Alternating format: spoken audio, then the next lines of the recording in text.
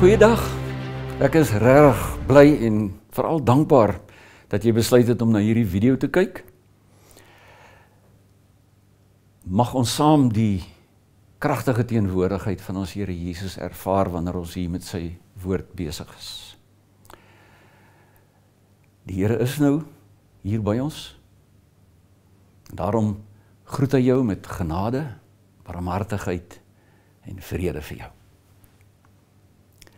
Ons dierbare Here Jesus, ons loof en dank en prys U vir wie U is en wat U doen. Dankie vir U goedheid en guns, elke wonderlike gawe uit U hand. En veral dankie vir U woorde en vir die gawe van die Heilige Gees. Ons bid dan dat as ons met U woorde besig is, dat U kragtig deur U Gees in ons sal werk en die doel met ons sal bereik. In Jesus se wonderlike naam. Amen. So binne die groter prentjie van ons Pinkster tema, van God se mosaïek van liefde, gaan ons bietjie vandag kyk na die verhouding, of dit wat gebeur het, die verhaal tussen Paulus en Ananias, en hoe dit inspeel in God se mosaïek van liefde. En ons kry die verhaal in Handelinge hoofstuk 9, en ek gaan dit vir ons lees, vers 1 tot 20. Intussen het Saulus soos 'n besetene voortgegaan om die volgelinge van die Here met die dood te dreig. Hy het na die hoëpriester toe gegaan en van hom bekendstellingsbriewe aan die sinagoges in Damaskus gevra. Sy doel was om al die aanhangers van die leer van die Here wat hy daar kry, mans sowel as vrouens, gevange te neem en na Jerusalem toe te bring. Toe hy op reis naby Damaskus kom, het daar skielik 'n lig uit die hemel op hom gestraal. Hy het op die grond neergeval en 'n stem vir hom hoor sê: Saul, Saul, waarom vervolg jy my? Wie is U, Here? Vra hy toe. Ek is Jesus, antwoord hy. Dit is vir my wat jy vervolg. Maar staan op en gaan na die stad toe. Daar sal vir jou gesê word wat jy moet doen. Die mense wat saam met hom op pad was, het sprakeloos gestaan. Hulle het die stem gehoor, maar niemand gesien nie. Toe Saulus van die grond af opstaan en sy oë oopmaak, kon hy nie sien nie. Hulle het sy hand gevat en hom na Damaskus toe gelei. 3 dae lank kon hy nie sien nie. En het hy niks geëet of gedrink nie. In Damaskus was daar 'n sekere volgeling van Jesus met die naam Ananias. En die Here het hom in 'n gesig geroep. Ananias. Hier is ek, Here, het hy geantwoord. En die Here sê vir hom, gaan dadelik na reguit straat toe en vra by Judas se huis na 'n man van Tarsus met die naam Saulus. Hy is besig om te bid. En hy het in 'n gesig 'n man met die naam Ananias sien inkom wat hom die hande oplê, sodat hy weer kan sien. Maar Ananias sê, Here, ek het al by baie mense van hierdie man gehoor en van al die kwaad wat hy die mense wat in U glo in Jerusalem aangedoen het. En nou is hy hier met volmag van die priesterhoofde om almal gevange te neem wat U naam aanroep. Toe sê die Here vir hom, gaan daarheen, want ek het hom gekies as my werktuig om my naam uit te dra onder die heidene nasies en hulle konings en ook onder Israel. Ek self sal vir hom wys hoeveel hy vir my naam moet ly. Ananias het toe gegaan en in daardie huis gekom. Hy het Saulus die hande opgelê en gesê, Saul, broer, die Here Jesus wat aan jou verskyn het toe jy op pad hierheen was, het my na jou toe gestuur, sodat jy weer kan sien en met die Heilige Gees vervul kan word. Onmiddellik het daar iets so skille van Saulus se oë afgeval en kon hy weer sien. Toe het hy opgestaan en hy is gedoop. Hy het geëet en sy kragte herwin. Saulus het 'n paar dae daar by die gelowiges in Damaskus gebly en dadelik in die sinagoges begin verkondig dat Jesus die Seun van God is.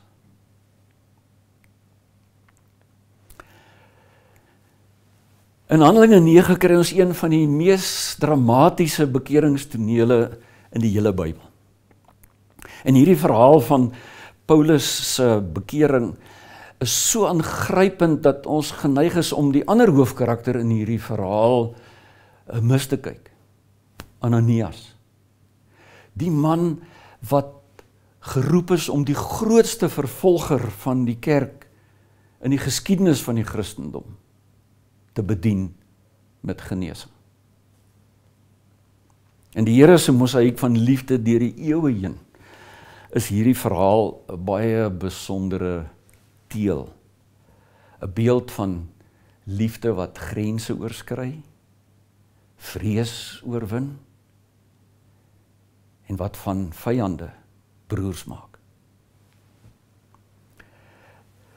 Een stukkie van hierdie mosaïekteel het aanvanklik nie gepas nie. Vers 1 sê, Saulus het soos 'n besetene die volgelinge van Jesus met die dood gedreig. Hy was gevul met woede. En wat hom so gevaarlik gemaak het, was die feit dat hy vasgeglo het dat hy besig is om die Here se werk te doen, terwyl hy die Christene vervolg. So sy hart was 'n skerf in God se mosaïekplan. Skerp, gebreek, potensieel gevaarlik. Maar God sien nie dit wat is nie. Hy sien dit wat kan wees. En met hierdie groter prentjie in gedagte konfronteer God hom persoonlik daar op die pad na Damaskus. Vers 3 en 4 sê, skielik het daar lig uit die hemel op hom gestraal en hy het op die grond neergeval. En hy het 'n stem hoor sê, Saul, waarom vervolg jy my?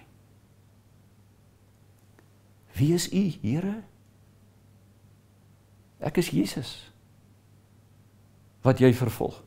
Jy dink jy vervolg my volgelinge, maar jy vervolg my. Ek is die Here, wat jy so graag wil dien, maar jy is blind. En in 'n oomblik word die vervolger blind, weerloos, afhanklik. Hier staan hulle moes hom aan die hand verder lei na Damaskus. So God breek vir Saulus. Hy maak hom blind en hulpeloos, nie om hom te vernietig nie, maar om hom te transformeer. En in God se kunstige hande word 'n skerp stukkie glas in die mosaïek bruikbaar. Maak dit die prentjie mooier. En nou ontmoet ons vir Ananias. Vers 10 sê, in Damaskus was daar 'n volgeling van Jesus met die naam Ananias.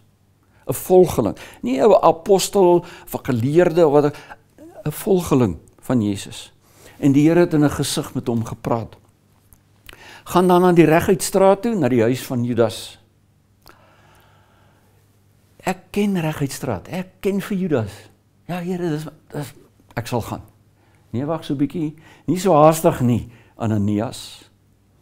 Daar in Judas se huis moet jy gaan vra na 'n man met die naam van Saulus, van Tarsus. Nee, Here, nie dit nie. Ananias is vrek bang vir Saulus. Almal weet dat hy die Christene laat doodmaak. Dan Here, daar's nie 'n manier nie. So God se versoek aan Ananias is dalk een van die mees uitdagende voorbeelde van liefde in die Bybel. So dis nog 'n stukkie van die mosaïekteel wat aanvanklik glad nie pas nie. Ananias, verlam deur vrees, bevooroordeel, skepties. Maar dan gebeur daar iets merkwaardigs. Die mosaïek van God se liefde transformeer vir Ananias en hy gehoorsaam ten spyte van sy vrees. En hy spreek Saulus aan, Saul, broer. So Ananias sien nie meer 'n vyand nie, maar 'n broer. Dit is die transformerende krag van God se liefde. En Ananias plaas sy hande op die man wat gekom het om eintlik sy hande op Ananias te plaas en hom te arresteer en terug te sleep Jerusalem toe. Ananias word die instrument waardeur Saul sy sig terugkry en sy roeping begin ervaar. So hierdie ontmoeting tussen Paulus en Ananias word die perfekte teel in God se mosaïek van liefde. Want die resultaat van hierdie ontmoeting is Saulus se blindheid verdwyn, fisies en geestelik. Hy word gedoop, wat 'n openbare verklaring is van sy nuwe identiteit, en hy begin dadelik om Jesus te verkondig. Die vervolger word 'n kragtige getuie vir die Here. En ek hoop julle sien die ironie in hierdie verhaal. Die man wat gekom het om gelowiges gevange te neem, word nou self gevange geneem deur Jesus se liefde. So wat is ons plek in God se mosaïek van liefde? Waar pas ons in hierdie mosaïek meesterstuk? God se liefde daag jou uit om etikette en reputasies te ignoreer en te glo in die potensiaal wat God raak sien in die lewens van die mees onwaarskynlike kandidate in God se koninkryk. Die Malemas van hierdie wêreld. Is jy bereid om Malema jou broer te noem? So wie is die Saulus in jou lewe wat jou vervolg? God nooi ons uit om te beweeg van vrees na gehoorsaamheid. Selfs daar waar dit die onmoontlikste lyk. Hy wil hê ons moet sy groter prentjie raak sien en met ander oë na ons vervolgers kyk. So jou rol in God se mosaïek mag miskien vir jou klein lyk. Jy kan dalk voel en vra, ag wie's ek? Wat 'n verskil kan ek nou maak? Maar God gebruik juis gewone mense, soos Ananias, in sy mosaïek van liefde. En verder, radikale liefde, dis nou daai liefde wat die meeste van jou vra. Radikale liefde lei tot radikale transformasie. Ons dink nie 'n ou kan verander nie en dan verander hy. So Ananias se uitreik, sy gehoorsaamheid verander die geskiedenis van die Christendom onherroepelik. So jou bereidwilligheid om jou grootste vyand as broer of suster te sien, gaan lewens verander. Dis ongewoon om jou vyand te broer te noem. Klink nie reg nie, maar dis transformerend. Dis wat ons moet sien in hierdie verhaal en hoor. Dit maak die wêreld mooier en beter.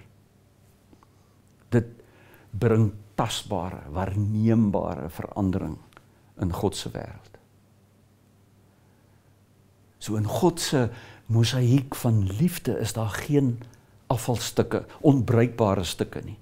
Elke gebroke skerp rand, elke donker stuk glas het 'n plek in God se meesterstuk. Gee jou vrese en jou vooroordeele vir die Here en word 'n instrument van sy liefde. Selfs teenoor jou mees gehate vyand. Want in God se hande word die mees gebroke lewens deel van sy pragtige meesterstuk. Ons dierbare Here Jesus, dankie dat U met ons besig is. Ons glo dit, U woord en U Heilige Gees wil ons nie net inlig oor wie U is en wat U doen nie. Dit wil ons transformeer. Ons bely dit, ons erken dit, en ons bid Here dat U woorde neerslag mag vind in ons lewens, in ons gesindheid, in die manier hoe ons optree, hoe ons dink, en hoe ons doen. Ons bid vir die wonderlike werking van U Heilige Gees in ons elkeen se lewe. En ons bid dit met danksegging, want U is baie goed vir ons. Amen. Nou aan die einde van hierdie video gaan daar 'n skyfie verskyn wat so vir 'n tyd lank daar gaan wees, waar daar 5 dinge is wat ek noem of jou uitnooi om te doen. So doen gerus die moeite. Kyk daarna, lees dit bidend, oorweeg dit. Dalk wil die Here dit kragtig in jou lewe gebruik. Dankie dat jy geluister het en 'n mooi dag verder.